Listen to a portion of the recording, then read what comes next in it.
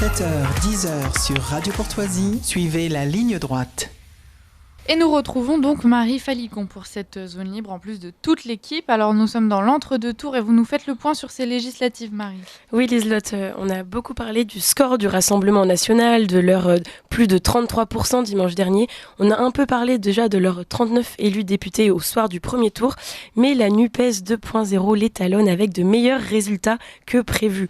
Ils décrochent 28% pour ce premier tour, précisément 27,99%, et peuvent se féliciter d'avoir envoyé 31 de leurs candidats au Palais Bourbon dimanche dernier. En tout, 20 insoumis, 4 socialistes, 4 écolos, 2 communistes et un élu inclusif de Génération.s. En province, de Marseille à Lyon, en passant par Nantes, Rennes, Toulouse, les villes rouges, la coalition de la gauche a raflé 7 sièges, dont Sébastien Delogu et Manuel Bompard, réélus dans leur circonscription de Bouches-du-Rhône. À Paris et sa banlieue, c'est sans surprise une véritable razzia pour le Front populaire. L'équivalent du RN dans le Var mais sans le soleil, Olivier Faure, Mathilde Panot, Clémence Guettet, le boxeur Carlos Martens Bilongo, Sophia Chikirou, la maîtresse de Mélenchon, la féministe quand ça l'arrange, Sandrine Rousseau, évidemment Daniel Obono à Barbès avec plus de 64% des voix et Émeric Caron pour ne citer qu'eux. Dans le 9-3, plus de la moitié des circonscriptions sont remportées haut la main dès le premier tour, notamment par Éric Coquerel et Clémentine Autain. 7 sur 12 exactement, ou parfois plus de 70% des électeurs ont choisi cette coalition de la gauche extrême. La bonne nouvelle, c'est que Raquel Garrido, arrivée en 3e place, se désiste dans sa circonscription. Alors plus de 200 désistements effectivement ont eu lieu. Les candidats avaient jusqu'à hier 18h pour maintenir ou non leur candidature. Et oui, après ces hold-up pour le NFP et le Rassemblement National et leurs trentaine, voire quarantaine d'élus respectifs dès le premier tour, il reste encore 501 sièges à pourvoir le 7 juillet. Et là, c'est la panique. Tous s'unissent contre la démocratie. Hier, en fin de journée, 221 désistements ont eu lieu sur les 316 triangulaires ou quadrangulaires annoncés. 132 viennent de la gauche et 83 du camp présidentiel. Les mêmes qui scandaient à 20h place de la République dimanche soir « La Macronie est morte » sont prêts à perdre leur siège au profit de l'ancienne majorité présidentielle pour empêcher l'accession au pouvoir du Rassemblement national. De l'autre côté, même schéma, ceux qui dénonçaient la bordélisation par la France insoumise de l'Assemblée nationale ont plus que jamais besoin de leur voix face au parti de la flamme. Dès 20h10 dimanche, les castors sont de sortie plagiant France Gall dans un nouveau slogan « Désiste, prouve que tu résistes », appelant Macron à s'unir avec eux. Et le même camp qui 15 jours plus tôt dénonçait un accord de la honte entre les socialistes et les insoumis appelle désormais à une majorité plurielle. Je vous propose de réécouter ses propos. C'était Gabriel Attal le 13 juin au micro de LCI.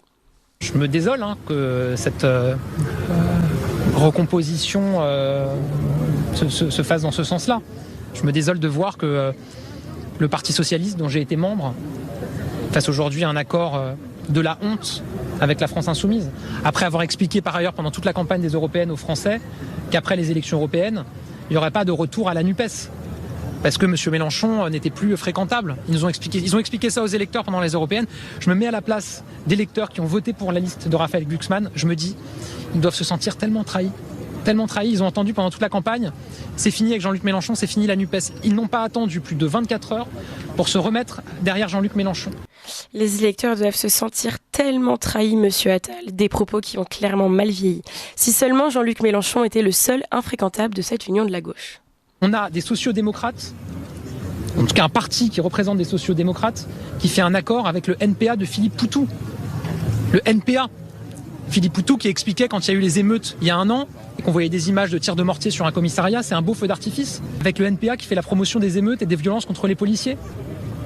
On a le Parti socialiste qui est aussi l'héritier de ceux qui ont défendu le capitaine Dreyfus. Ils se mettent dans la roue et derrière, ceux qui sont poursuivis par la justice pour apologie du terrorisme, parce qu'ils ont refusé de qualifier le Hamas de mouvement terroriste, qu'ils ont eu des propos plus qu'ambigus sur l'attaque du 7 octobre. Enfin, c'est quand même édifiant. Une alliance donc plus qu'ambiguë pour ces seconds tours. Et pour faire barrage, le centre, la gauche et l'extrême gauche s'allient donc. L'ironie est que ce Front populaire s'apprête à voter une fois de plus en faveur du gouvernement qu'il déplore. Illustration dans le Calvados, où le nouveau Front populaire retire son candidat pour faire gagner. Et oui, la reine du 49-3, même chose dans la 10e circonscription du Nord. Un ministre de l'Intérieur réélu grâce au nouveau Front populaire. On aura tout vu, et bien la candidate transgenre du NFP se désiste au profit de Gérald Darmanin. La même extrême gauche qui scandait un flic en moins, un vote RN en moins, s'apprête à faire réélire le premier flic de France. Et les Républicains dans tout ça, Marie ? Eh bien, ils récoltent les miettes de cette union de la honte et la soupe est assez bonne. Seuls 2 des dissidents républicains se sont désistés, les autres voient donc leur candidature propulsée. Vous auriez quelques exemples à nous donner ? Et oui, en Haute-Loire, le NFP se retire et appelle à voter pour le LR. C'est magnifique. Arrivé en 3e place, le candidat préfère l'élection de nul autre que Laurent Wauquiez, le patron de la droite dans la région Rhône-Alpes. Idem dans la première circonscription de l'Ain, où un socialiste se désiste au profit du LR sortant, Xavier Breton. Ou encore dans l'Eure-et-Loire, au profit de l'ancien président du groupe LR, Olivier Marleix. Des exemples comme ça, il y en a des dizaines. Même à Nice, dans le fief d'Éric Ciotti, le dissident LR investi face à lui appelle à voter Renaissance, ou plutôt Ensemble, face à son ancien patron. Alors en Corrèze, en revanche, le candidat dissident des Républicains maintient sa candidature en triangulaire derrière le Rassemblement national et François Hollande. Et cette fois-ci, c'est Éric Ciotti qui appelle au désistement du dissident pour, je cite, faire battre François Hollande et le mettre à la retraite. À chacun son barrage, vous l'aurez compris. Dans une lettre adressée aux sympathisants et cadres républicains, il met en garde contre, je cite encore, le double péril d'une alliance entre Emmanuel Macron et Jean-Luc Mélenchon, péril d'une arrivée au pouvoir de l'extrême gauche, toujours plus radicale, toujours plus complaisante avec l'islamisme ou l'antisémitisme, et qui serait un danger mortel pour la France. Fin de citation. Mais il semble que le chef de l'État ait davantage entendu l'appel de la gauche extrême. Et oui, des rumeurs courent, Liselotte. Emmanuel Macron préparerait un gouvernement de coalition avec la gauche. Alors que la France a les yeux tournés sur le Rassemblement national, l'Élysée serait en train de former un futur gouvernement avec le Front populaire.